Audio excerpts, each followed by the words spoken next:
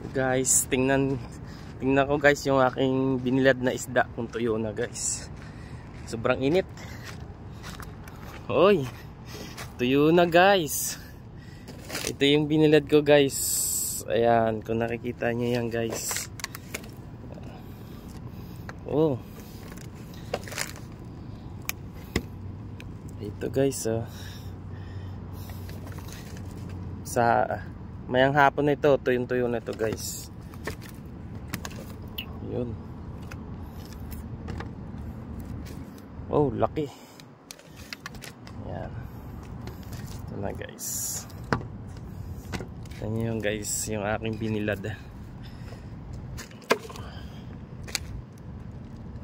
Binilad ko na kasi ito kasi palipat na ako ng Riyadh guys. Lipat na kasi ako ng Riyadh ay naisipan kong ibilad kasi para madala ko paglipat ko. Ayan. So, dito natin lagay, baka kunin ng pusa. Ito. Ayan guys.